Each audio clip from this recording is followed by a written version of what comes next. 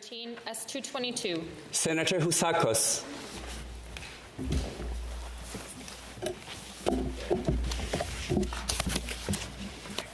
Honourable Senators, I rise today at second reading of Bill S-222. I thought Senator McPhedran would find that of interest. An act to amend the Canada Elections Act and the regulation adapting the Canadian Election Act for the purpose of a referendum. I thank Senator McPhedran for her commitment to young people and for the introduction of this bill. Like her, I deeply believe in the importance of sparking young people's interest in democracy and in civic political participation. However, I believe that addressing an issue like this is important, and it should not come at the expense of democratic legitimacy. And it is precisely for that reason, dear colleagues, that I cannot support this bill. Behind this seemingly simple proposal, lowering the voting age to 16, lie two fundamental issues. First, the legitimacy of an elected chamber changing the rules that determine who can elect the elected chamber. Second, the question of civic maturity among 16 and 17-year-olds. Honourable colleagues, nothing in the Constitution prevents the Senate from introducing a bill touching the Canada Elections Act. But the question here is not constitutional. It is political and institutional. In other words, the Senate can do it, but it should not do it. Other restraints in this area is not a weakness. Showing our restraint in this area is not a weakness, colleagues, but a democratic tradition grounded in common sense. The Senate does not directly represent the people, and it would be a paradoxal for any unelected chamber to redefine who can vote to elect the members of the elected chamber. As early as 2008, during the study of Bill C-29, amending the Canada Elections Act, the Minister of Democratic Reform, Peter Van Loan, issued a clear appeal to respect the role of the elected chamber, and I quote Minister Van Loan, "I am hopeful and optimistic that when it reaches the Liberal-dominated Senate, that it will respect the importance of a decision taken by the House of Commons with regards to elections for members of the House of Commons and the rules that govern them. I hope senators will not take the opportunity to obstruct and delay the bill in their party's partisan interests, but will in fact respect the decision of the House of Commons about how the House of Commons should be elected." End of quote.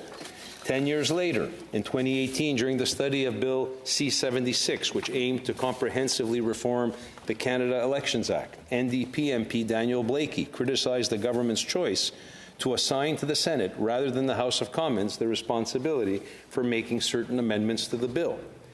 He then reminded the House, and I quote MP Blakey, "Why is it that we have to depend on an undemocratic House to get changes to our democratic instruments here in Canada?" End of quote. As our colleague Senator Delphine said during the debate on an earlier version of this bill, and I quote, "It would be very delicate for people who are not elected to decide what is good for elected officials and to decide who should be elected. It is up to the other place to initiate this type of important reform," end quote. The Act was adopted in 2000. 21 Senate-originated bills have referenced it. Only one received royal assent. Bill S-4 in 2022, adopted in a paradox context. Its objective was to reform the electoral system, but to make a related amendment to subsection 175(9) of the CEA to authorize the general use of telecommunications to request or deliver writs, a purely administrative and auxiliary measure. By contrast, Bill S-222 is an initiative that targets central pillar of electoral law. In doing so, it crosses a line the Senate has always respected, that of institutional restraint. If we begin unilaterally redefining the right to vote, we risk not only undermining our legitimacy, but also creating a dangerous precedent, one that could tomorrow justify further Senate interventions in areas that fall directly within the purview of the elected House. And once the boundary is crossed, it would be very difficult to restore. The Senate is already the target of public skepticism. We do not need to add to the doubt of substituting ourselves for the House of Commons on fundamental questions of universal suffrage. This is not a partisan question. It is a question of respecting the democratic mandate of the other place. The House of Commons represents citizens because it is elected by them. If MPs, after consultation, decide to lower the voting age, that will be their responsibility and their legitimate right. But we, an appointed chamber, cannot impose such reform from the top down. That would amount to usurping the power of the people. It bears repeating that the question of the voting age is neither new nor neglected by the House of Commons. This debate has already taken place there on multiple occasions. Since the 42nd Parliament, at least 6 bills have been introduced in the House of Commons to lower the voting age to 16. In the 44th Parliament, 2 near-identical initiatives were introduced, C-210 by MP Taylor Bashrash and C-224 by MP Don Davies. Bill C-210 was defeated at second reading on September 28, 2022, in a recorded vote 77 in favor, 246 against. Nearly 3/4 of MPs opposed it. Bill C-227 did not even pass, colleagues, second reading. In other words, the House of Commons has clearly and democratically and unequivocally ruled against this measure. And that is the crux of the issue. We are not merely discussing an electoral bill introduced by an unelected chamber, but a text that the elected chamber has already defeated and rejected categorically. Reopening this debate here would circumvent the will of the Canadian people as expressed by their legitimate representatives. And it's not the Senate's role to revisit a democratic decision that has already been taken on a number of occasions at the other place. Our role, as Sir John A. Macdonald reminded us, is to be a chamber of sober second thought, not a chamber of popular initiatives. J'en viens maintenant au I now come to the second part of my speech, the question of maturity and responsibility in civic life. It is on this basis that I argue that the voting age should remain 18. The Lortie Commission, mandated in 1991 to conduct an in-depth review of our electoral system, had already examined this fundamental issue. It concluded that the voting age should correspond to the age at which individuals reach civic maturity, that is, when they are able to understand collective issues, exercise sound judgment, and assume the consequences of their choices.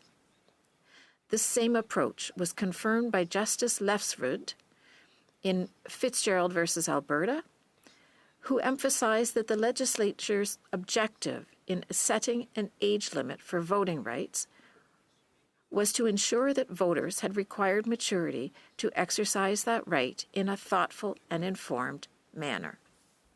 Thus, colleagues, according to both the judge and the commission, the dividing line for the right to vote rests on certain maturity, understanding the issue of civil life, the capacity to judge, and the ability to assume the consequences of one's democratic choices. So the second question is, why 18 and not 16? At 18, the age of majority, young Canadians begin to assume their own decisions, understand the scope of their choices, and participate actively in the country's economic and social life. Justice Lefsrud illustrated it as follows, and I quote, "In general, 18-year-olds take on the responsibility of voting at the same time as they take on greater responsibility for the directions of their lives," end of quote. Colleagues, I acknowledge that determining the voting age is not a simple matter. The argument put forward by Senator McPhedran and those who support lowering it at 16 are sincere and deserve consideration. Nevertheless, I believe that certain concrete benchmarks in our society help us locate more precisely when full civic readiness manifests itself. And those benchmarks clearly point us back to the age of 18.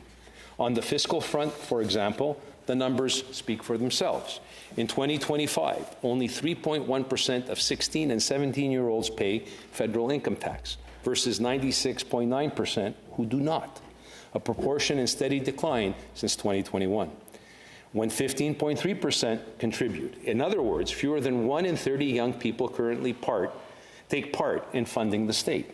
By contrast, among 18-year-olds who have just reached the age of majority participating in economic life rises sharply, colleagues, to 43.3% who pay federal income tax. The sharp increase illustrates the transition that occurs at 18, when a significant share of young Canadians begin to contribute tangibly to the financing of public service and to the responsibilities of citizenship.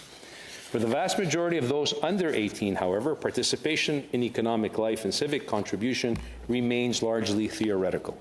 Legally, 16 and 17-year-olds are not tried as adults under the Youth Criminal Justice Act. They cannot serve on a jury, nor can they sign certain types of contracts without parental consent.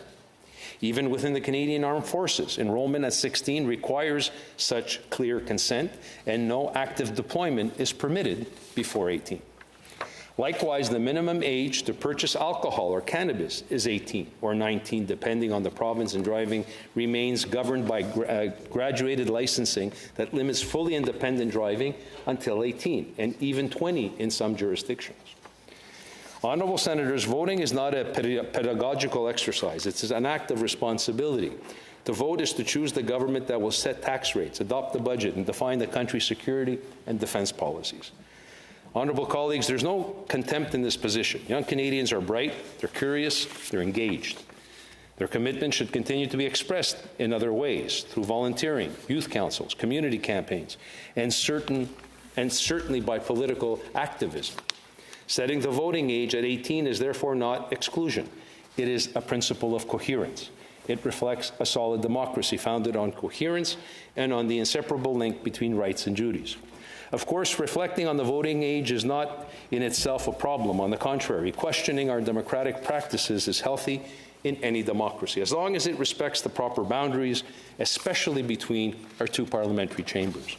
The Lortie Commission recommended that Parliament periodically reevaluate this question. That reevaluation is already taking place in the House of Commons, where it rightfully belongs. Elected members have debated this issue on several occasions and have chosen, in full democratic legitimacy, to maintain the current threshold. Nothing today suggests that it should be changed, and certainly not through the initiative of an unelected chamber. I fundamentally believe that. Preserving the coherence and legitimacy of our institution is of the foremost responsibility that we have. And colleagues, I also want to say this.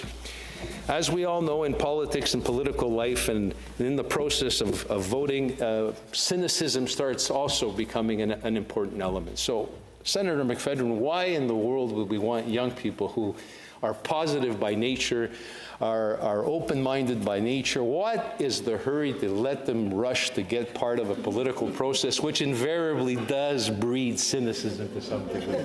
Let's allow these young people to continue to be free, to continue to blossom, and let their reflection take place with no stress and no pressure, and none of this, of course, cynicism that from time to time the electoral process does invariably breed in due time. So for all the reasons I just highlighted, colleagues, I cannot support this bill. Thank you.